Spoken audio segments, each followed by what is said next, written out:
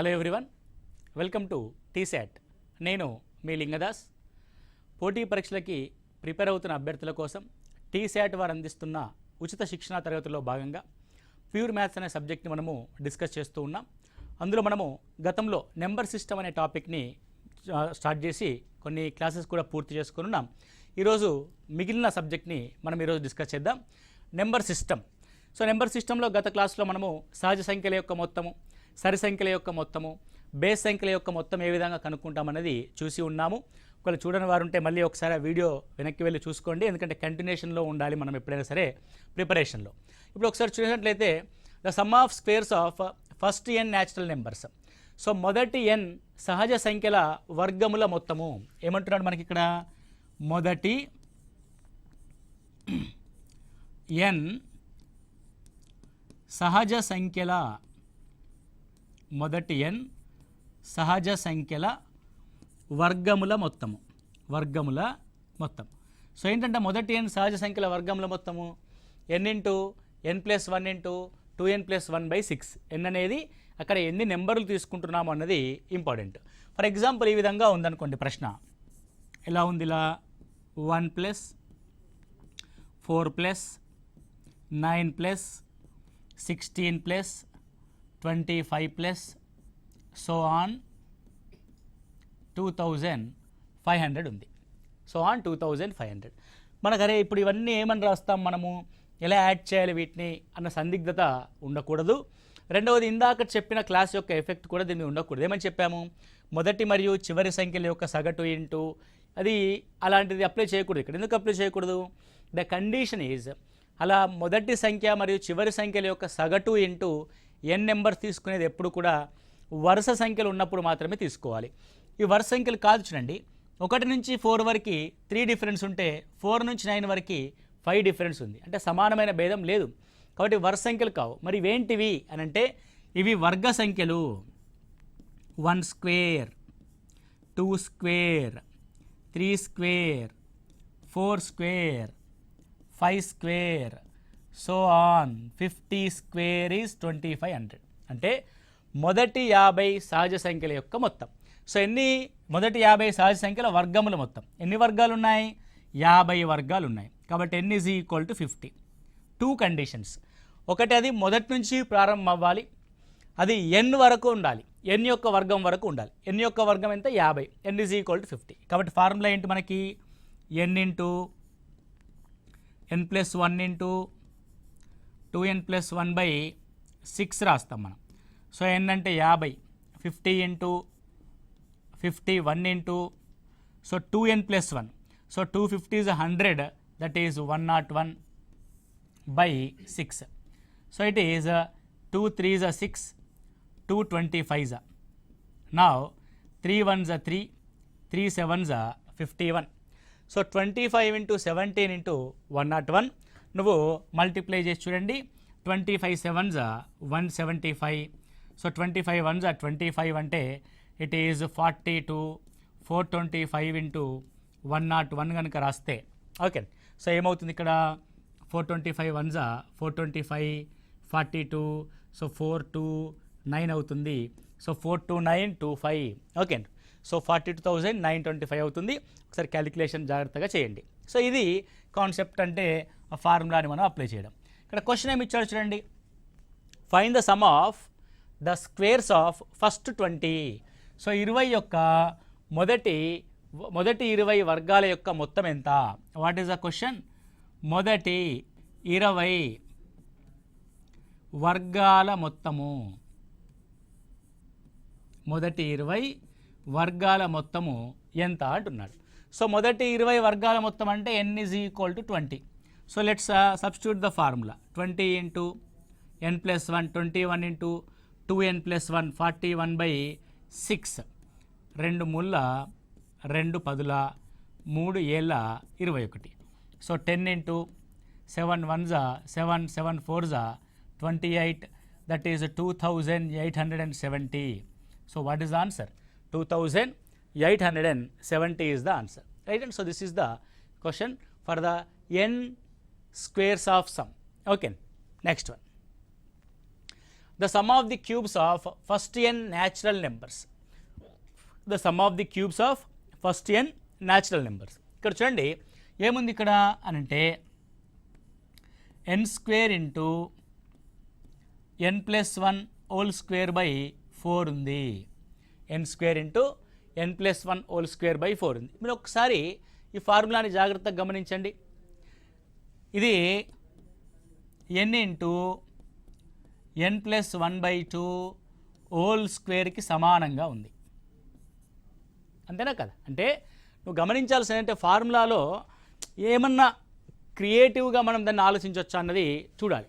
So జాగ్రత్తగా మనం గమనిస్తే n² into n+1 whole square by 4లో ఏముంది? n into n+1/2 whole square ఉంది. ఒకసారి చూద్దాం మనం దీని యొక్క విషయం ఏంటో. 1 యొక్క ఘనం 1³ = 1. 2 యొక్క ఘనం 2³ = 8. 1 + 2 3, 1 + 8 9. చూడండి ఎంత చిత్రంగా ఉందో. సో మొదటి 2 సహజ సంఖ్యల యొక్క మొత్తం 3 అయితే వాటి ఘనముల మొత్తము ఆ మొత్తానికి స్క్వేర్లో ఉంది. అవునా లేదా? 3ని గమనిద్దాం.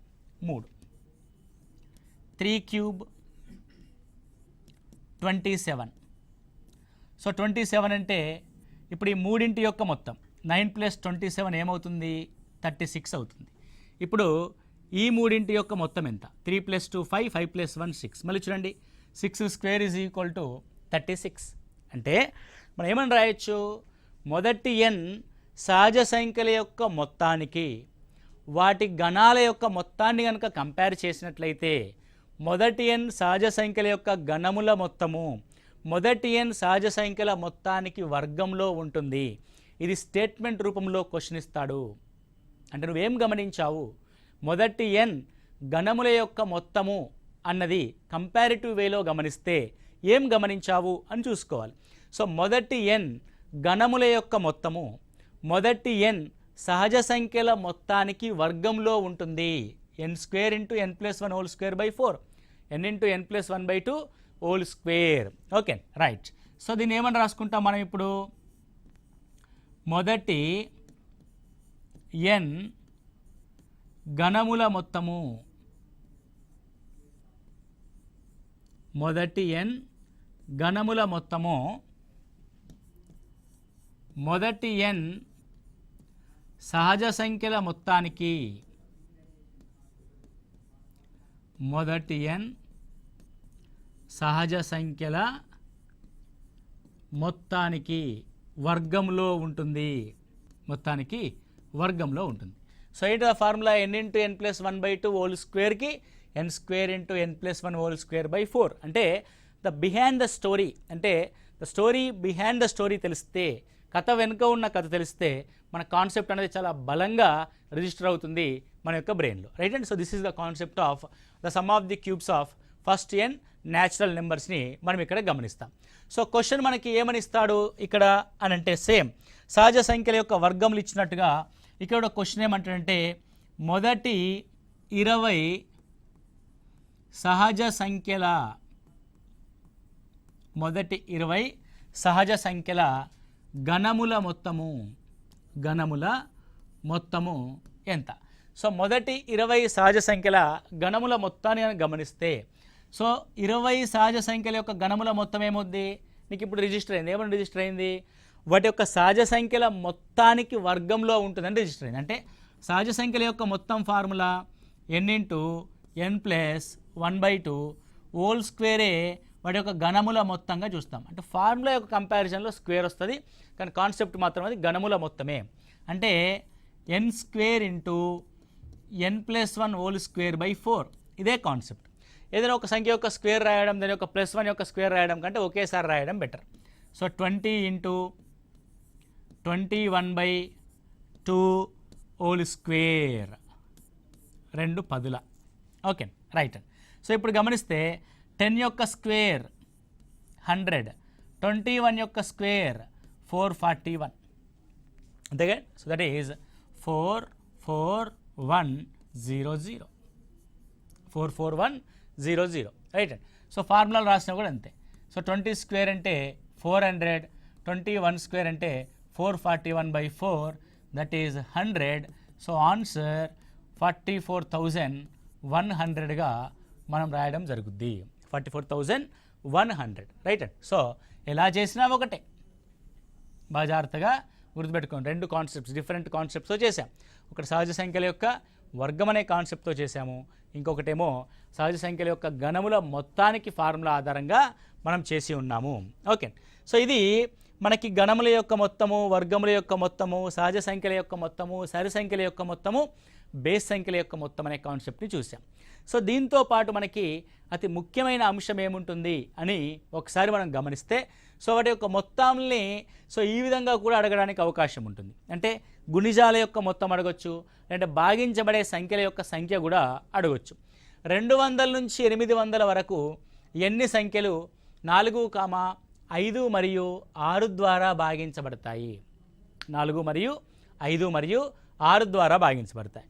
సో ఇక్కడ మీరు గమనించాల్సిన విషయం ఏంటి అన్నది ఒకసారి సీరియస్గా చూస్తే, సో నేను ఏమంటారంటే 200 నుండి 800 వరకు ఫస్ట్ 4చే భాగించే సంఖ్యలు చూద్దాం. 4చే భాగించబడాలి. ఓకే, సో 4చే భాగించబడేటి ఎన్ని ఉంటాయి? సో ఫస్ట్ థింగ్ 200 వరకు భాగించబడే సంఖ్యలు అంటే 200ని 4చే భాగించండి. 4 5 20, 50. అంటే 200వ సంఖ్య 50వ సంఖ్య. సో ఇప్పటి వరకు 49 ఉన్నాయి. అంటే అర్థమైంది. ఇప్పుడు 1 నుంచి 200, 200 నుంచి 800 అని రాసినప్పుడు, సో 1 నుంచి 200 వరకు 4 చేత డివైడ్ కాబడే సంఖ్యలు 50. అంటే 200 లోపు ఎన్ని ఉంటాయి? 49 ఉంటాయి. 1 నుంచి 800 వరకు గల భాగించబడే సంఖ్యలు ఎన్ని ఉంటాయంటే 4 2 8, 0 0, 200 ఉంటాయి. సో మొత్తం 1 నుంచి 200 వరకు 200 సంఖ్యల్లో మొదటి 49ని తీసేసాం. కాబట్టి 200 నుంచి 800 వరకు గల 4 చేత భాగించబడే సంఖ్యలు ఎన్ని? 151. ఈ విధంగా ఒక సంఖ్య చేత భాగించబడే సంఖ్యలు ఎన్ని ఉంటాయంటే 151 ఉంటాయి. సేమ్ ఎగ్జాంపుల్ మీరు 5కి చేసి చూడండి, 5కి చేసి చూద్దాం. సో ఏమంటున్నాడంటే 200 నుంచి 800 వరకు 5 చేత భాగించబడే సంఖ్యలు ఎన్ని ఉంటాయి? 5చే భాగించబడే సంఖ్యలు ఎన్ని ఉంటాయి? సో 200 నుంచి 800 వరకు అంటే ఎప్పుడైనా సరే మొదటి నుంచే రాయాలి. ఫస్ట్ నుంచి 200, 200 నుంచి 800. సో ఫస్ట్ థింగ్ 1 నుంచి 800 వరకు ఎన్ని 5 చేత భాగించబడతాయి అని అంటే దీన్ని 5తో డివైడ్ చేసి చూడాలి. 5 1 5, 3 మిగులుద్ది 5 6, అంటే మొత్తం 160 సంఖ్యలు 1 నుంచి 800 వరకు భాగించబడే సంఖ్యలు ఉంటాయి. మరి 1 నుంచి 200 వరకు ఎన్ని భాగిస్తాయి 5 చేత అని చూస్తే 40 భాగిస్తాయి. అంటే 200 అనే సంఖ్య 40వ సంఖ్య. అంటే 1 నుంచి 200 వరకు ఎన్ని ఉంటాయంటే 39 ఉంటాయి. మనకు 200 నుంచి 800 కావాలి కాబట్టి 160లోంచి ఆ 39ని తీసేయాలి. కాబట్టి 200 to 800, how many numbers? 160 minus 39, it will be 121. So 5చే భాగించబడే సంఖ్యలన్నీ 121. నెక్స్ట్ 6చే భాగించబడేవి. 6చే భాగించబడేవి. 6చే భాగించబడేవి. ఇక్కడ చూడండి, 1 నుంచి 200 తీసుకోవాలి, 200 నుంచి 800 తీసుకోవాలి. సో ఫస్ట్ థింగ్ నువ్వు 1 నుంచి 800 వరకు ఎన్ని సంఖ్యలు 6 చేత భాగించబడతాయో కౌంట్ చేయాలి. సో 6తో క్యాన్సిల్ చేస్తే 6 ఎక్కం 6, 2 మిగులుద్ది 6 ముళ్ళ 18, 2 మిగులుద్ది 6 ముళ్ళ 18, 133. ఇక కొంత మిగిలింది అంటే అది భాగించబడదు. కాబట్టి 133 సంఖ్యలు 1 నుంచి 800 వరకు 6 చేత భాగించబడతాయి. Very good. మరి 1 నుంచి 200 వరకు ఎన్ని భాగించబడతాయి 6 చేత అని చూస్తే 6 ముళ్ళ 18, 18 అంటే 2 మిగులుద్ది, అగైన్ 6 ముళ్ళ 18 అంటే ఎన్ని భాగించబడతాయి? 33 భాగించబడతాయి. మీరు ఇక్కడ జాగ్రత్తగా గమనించండి. సో 133 నుంచి 33 తీసేయాలి. అదేంటండి, ఇందాక 40 వస్తే 40లోంచి 1 తగ్గించి 39 తీసేసాము. ఇప్పుడు 33 వస్తే 33కి 33 తీసేస్తున్నాము, రెండింటి మధ్య డిఫరెన్స్ ఉంది కదా అనే డౌట్ మీకు వస్తుంది. ఇక్కడ ఏమంటుందంటే 200 అనేది 5 చేత ఎగ్జాక్ట్గా భాగించబడింది. అంటే ఇది 40వ సంఖ్య. మనకు కావాల్సిన 200 కూడా ఉండాలి కాబట్టి 200 యొక్క రూల్ నెంబర్ ఎంత? 40. అంటే వీడు మనకు కావాలి, 40వ వాడు మనకు కావాలి, మిగతా 39 మనకు అక్కర్లే. ఇక్కడ చూడండి 200 అనేది 6 చేత ఎగ్జాక్ట్గా భాగించబడట్లా. 200 అనేది భాగించబడదు. 6 ముళ్ళ 18. ఓకే, 6 ముళ్ళ 18, 2 మిగులుద్ది, 6 ముళ్ళ 18, 2 అంటే 198 33వ రూల్ నెంబర్ ఉన్నది. నీకు 34వ రూల్ నెంబర్ కావాలంటే 204కి రావాలి. అంటే 200 అనేది 6 చేత భాగించబడకపోతే, ఓకే, అంటే ఈ చివరిలో ఉన్న సంఖ్య భాగించబడకపోతే ఆ మొత్తం సంఖ్యలను ఇక్కడ నుంచి తీసేయాలి మనము. 133లోంచి 33 తీసేస్తాము. It will be 100. ఎన్ని అవుతాయండి? 100 అవుతాయి. ఇలా ఒక్కొక్క దాని చేత భాగించబడే సంఖ్యలు మనం ఇక్కడ చూసాం. ఇక్కడ చూడండి 4 చేత భాగించబడేవి 151, 5 చేత భాగించబడేవి 121, 6 చేత భాగించబడేవి 100. ఓకే, సో 200 నుంచి 800 వరకు గల ఎన్ని సంఖ్యలు? 4, 5 మరియు 6 ద్వారా భాగించబడతాయి. 4 చే భాగించబడే సంఖ్యలు 151, 5 చే భాగించబడే సంఖ్యలు 121, 6 చే భాగించబడే సంఖ్యలు 100గా మనం చూస్తాం. ఓకే, ఈ క్వశ్చన్లో ఒక చిన్న తేడా నేను చేసి రాస్తాను. క్వశ్చన్ ఏ విధంగా మౌల్డ్ అవుద్దో చూడండి. ఏమంటున్నాడు క్వశ్చను? 200 నుంచి 800 వరకు గల సంఖ్యలు ఎన్ని 4 మరియు 5లచే భాగించబడతాయి? 4 మరియు 5లచే అంటే 4 మరియు 5లచే అంటే రెండింటి చేత భాగించబడాలి.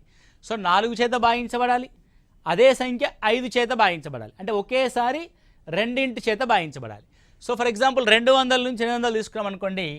200 ఉంది, 200 4 చేత భాగించబడుతుంది, హ్యాపీ. 200 5 చేత కూడా భాగించబడుతుంది, ఇంకా హ్యాపీ. 204 4 చేత భాగించబడుతుంది కానీ 204 5 చేత భాగించబడదు. అంటే కొన్ని సంఖ్యలు మాత్రమే 4 చేత భాగించబడుతున్నాయి, కొన్ని సంఖ్యలు మాత్రమే 5 చేత భాగించబడుతున్నాయి, అందులో కొన్ని మాత్రము రెండింటి చేత భాగించబడుతున్నాయి. అంటే మనకు కావాల్సింది ఏంది?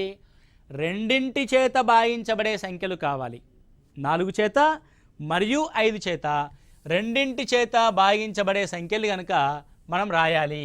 సో 2 సంఖ్యల చేత భాగించబడాలి అంటే ఏవైతే 4, 5 ఉన్నాయో ఆ 2 సంఖ్యల యొక్క కాసాగు చేత భాగించబడాలి. That is the concept. 4, 5 2 వరుస సంఖ్యలు మనం సహప్రధాన సంఖ్యలు అంటాం. సహప్రధాన సంఖ్యల యొక్క కాసాగు వాటి యొక్క లబ్ధం అవుతుందని గత క్లాసులో మనం తెలుసుకుని ఉన్నాం. అందుకే చెప్పాను, ప్రతి క్లాసు వరుసగా చూసుకుంటూ రండి, మీలో కాన్సెప్ట్ అనేది అలా బిల్డ్ అవుతుంది.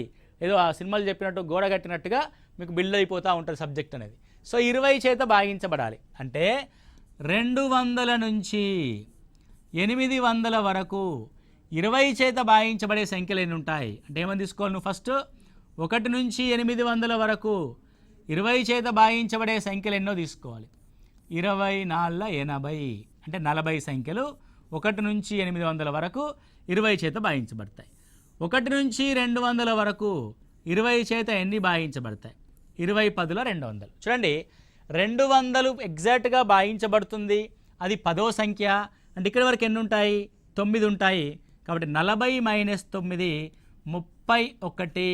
4 మరియు 5 చేత భాగించబడే సంఖ్యలు ఎన్ని? సో ఆన్సర్ వచ్చేసి 31 సంఖ్యలు 4 మరియు 5 చేత భాగించబడతాయి. Okay, right. సో ఇప్పుడు ఇందాకటి క్వశ్చను 4, 5 మరియు 6ల ద్వారా భాగించబడతాయి. అంటే క్లియర్గా ఏంటంటే ఇండివిజువల్గా భాగించమని కాదు అర్థం. మీకు 4 చేత భాగించబడే సంఖ్యలు చెప్పా, 5 చేత భాగించబడే సంఖ్యలు చెప్పాం, 6 చేత భాగించబడే సంఖ్యలు చెప్పాం. కానీ ఈ మూడింటి చేత భాగించబడే సంఖ్యలు కావాలంటే 4, 5 మరియు 6 చేత భాగించబడాలంటే దాని యొక్క ఎల్సిఎం కనుక్కోవాలి. So LCM of 4, 5, 6. Let's take 2 2s of 4, 5 పోదు, 2 3s 6. సో 2 2 4, 4 5 20, 20 3 60. అంటే ఎన్ని సంఖ్యలు 60 చేత భాగించబడతాయో ఆ సంఖ్యలే 4 చేత భాగించబడతాయి, 5 చేత భాగించబడతాయి, 6 చేత కూడా భాగించబడతాయి. 4, 5 మరియు 6ల చేత భాగించబడాలి ఆ సంఖ్యలు. కాబట్టి లెట్స్ టేక్ అంటే ఎగ్జాక్ట్గా ఈ క్వశ్చన్కి ఆన్సర్ ఇప్పుడు మనం చేస్తున్నాం. ఇప్పటిదాకా చేసింది కాన్సెప్ట్, రైట్. సో 200 నుంచి 800 వరకు గల సంఖ్యలు, 1 నుంచి 200 వరకు, 1 నుంచి 800 వరకు. సో ఫస్ట్ 1 నుంచి 800 వరకు గల సంఖ్యలు ఎన్ని 60 చేత భాగించబడతాయో ఒకసారి చూద్దాం. So how many numbers are exactly divisible with 60 out of 800?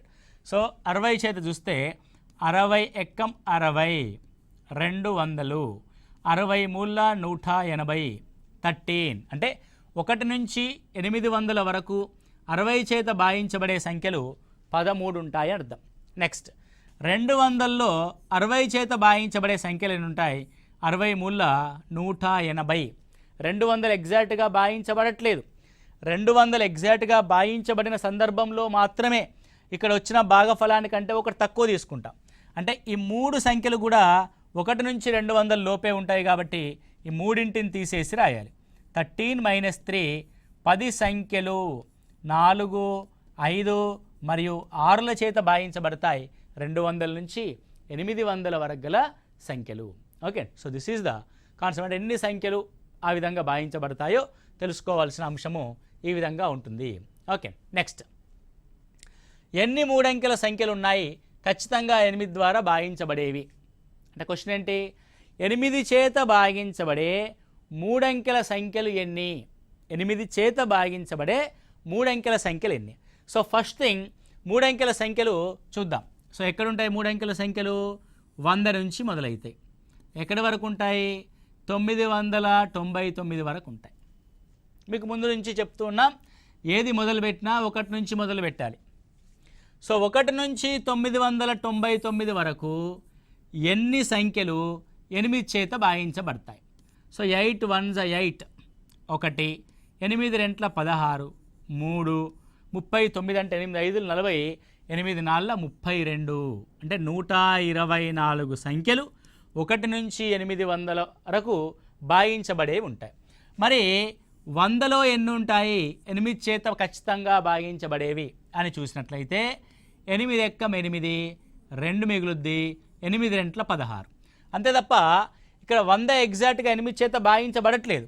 అంటే 100 లోపు ఉన్న సంఖ్యలు ఎన్ని? 12 అని అర్థం. కాబట్టి 124లోంచి రిమూవ్ ద 112 సంఖ్యలు ఏం చేస్తాయి? 8 చేత భాగించబడతాయి. కాబట్టి 8 చేత భాగించబడే 3 అంకెల సంఖ్యలు ఎన్ని? 112. 1 1 2. Okay, right. సో ఈ విధంగా మనము ఇవ్వబడిన సంఖ్యలు ఎన్ని ఏ నెంబర్ చేత భాగించబడతాయి అన్న అంశాన్ని మనం ఇక్కడ చూసాం. క్లియర్గా అర్థమైంది కానీ అంటే ఫస్ట్ నుంచి చివరి వరకు ఉన్న సంఖ్యలను కనుగొని సో మొదటి స్టార్టింగ్ పాయింట్ వరకు ఉన్న సంఖ్యల్ని తీసేస్తే మనకు కావాల్సిన సంఖ్యలు అంటే వస్తాయి. సో ఎన్ని 3 అంకెల సంఖ్యలు అన్నాడు కాబట్టి 3 నుంచి మొదలు పెట్టాలి. 3 అంకెల సంఖ్యలు ఉంటాయి 100 నుంచి 999 వరకు ఉండడం జరుగుద్ది.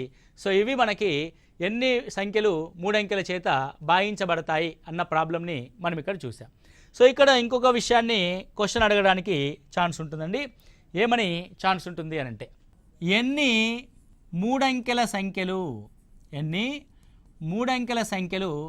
పరిపూర్ణ వర్గాలు అవుతాయి? ఎన్ని 3 అంకెల సంఖ్యలు పరిపూర్ణ వర్గాలు అవుతాయి? సో 3 అంకెల సంఖ్యలు పరిపూర్ణ వర్గాలు అయ్యే విషయాన్ని మనం ఇక్కడ రాయాలి. సో 3 అంకెల సంఖ్యలు అంటే ఏంది అర్థము? 100 నుంచి 999 వరకు, రైట్? సో 100 అన్నది ఏదైనా ఒక సంఖ్య యొక్క పరిపూర్ణ వర్గమా కాదా అన్నది చెక్ చేయండి. సో 100 అనేది దేని యొక్క పరిపూర్ణ వర్గము? 10 స్క్వేర్, 10 స్క్వేర్ అంటే 10 యొక్క వర్గం ఇక్కడ ఉంది. మరి 999 అనేది ఏదైనా పరిపూర్ణ వర్గం అవుతుందా అన్నది ఒకసారి గమనిస్తే. సో 999 దీన్ని 3తో డివైడ్ చేసి చూడండి, 333. దీన్ని మళ్ళీ 3 చేత డివైడ్ చేసి చూడండి, 111. ఓకే, సో 111 దేంతో పోతుంది? 7తో పోతుందా? 7 ఎక్కం 7, 3తోనే పోతుంది, మళ్ళీ 3తో పోతుంది. 3 ముళ్ళ 9, 3 ముళ్ళ 9 ఎంత మిగులుద్దండి? 2 మిగులుద్ది. 3 ఏళ్ళ 21. సో 37 అనేది రావడం జరిగింది. సో ఇక్కడ 37 అనేది వచ్చింది అని అంటే సో ఇది పరిపూర్ణ వర్గం కాదు. 999 అనేది ఒక పరిపూర్ణ వర్గం అయితే కాదు. మరి ఏది దీని దగ్గరలో ఉన్న పరిపూర్ణ వర్గం ఏది? 999కి దగ్గరలో ఉన్న పరిపూర్ణ వర్గాన్ని కనుక మనం గమనించినట్లయితే 999కి దగ్గరలో ఉన్న పరిపూర్ణ వర్గం. సో 999 అంటే 30 స్క్వేర్ 900 అండి. 30 స్క్వేర్ ఎంత? 900. Next 31 square. So 31 into 31. So 31 1s 31, 31 3s ఎంత అవుతుందండి? 3 1s 3, 3 3s 9, 93. 93 ప్లస్ 6 961. అంటే 31 స్క్వేర్ ఎంత? 961. అంటే ఇట్స్ నియరెస్ట్ టు 999. 32 స్క్వేర్ కూడా చూసి చూద్దాం. So 32 square. So 32 2s. So 32 into 32 2s 64. So 32 3s 3 2s 6, 3 3s 9, 96 plus 6 1024. అంటే ఇట్ ఈజ్ మోర్ దెన్ 999. కాబట్టి 999కి దగ్గరలో ఉండే పర్ఫెక్ట్ వర్గం ఎవరు అని అంటే 31 స్క్వేర్ వరకు ఉంటాయి. రైట్ అండి. అంటే బాగా జాగ్రత్తగా గమనిస్తే ఇందాకటి విషయమే, 1 నుంచి 100 వరకు, 100 నుంచి 999 వరకు. రైట్ అండి. సో 1 అంటే 1 స్క్వేర్, ఎగ్జాక్ట్గా 100 అంటే 10 స్క్వేర్, 999 అంటే not exactly. So nearest to square 31 square. 1 నుంచి 999 వరకు ఉన్న వర్గాల సంఖ్య 31. 1 నుంచి 10 వరకు ఉన్న వర్గాల సంఖ్య, ఎందుకంటే 10 స్క్వేర్ అనేది ఇన్వాల్వ్డ్ ఇన్ స్క్వేర్ కాబట్టి 9 తీసేస్తాం. 31 మైనస్ 9 ఇట్ ఈజ్ 22. కాబట్టి ఎన్ని పరిపూర్ణ వర్గ సంఖ్యలు ఉంటాయి? 3 అంకెల సంఖ్యలు అంటే 22 పరిపూర్ణ వర్గ సంఖ్యలు ఉంటాయి. సో ఈ విధంగా కూడా మనకి క్వశ్చన్ రావడానికి ఛాన్స్ ఉంటుంది. సో నెంబర్ సిస్టమ్ అనే టాపిక్లో ఇలా డివిజబుల్, ఎన్ని సంఖ్యలు డివిజబుల్ అవుతాయని, లేకపోతే సహజ సంఖ్యల యొక్క మొత్తం కానీ, వర్గముల మొత్తం కానీ, భేదముల మొత్తం కానీ మనం ఈ విధంగా కనుక్కోవడం జరుగుద్ది. సో నెక్స్ట్ క్లాస్లో మనం డివిజబుల్ రూల్స్కి సంబంధించిన ప్రాబ్లమ్స్ని డిస్కస్ చేద్దాం. Thank you. All the best.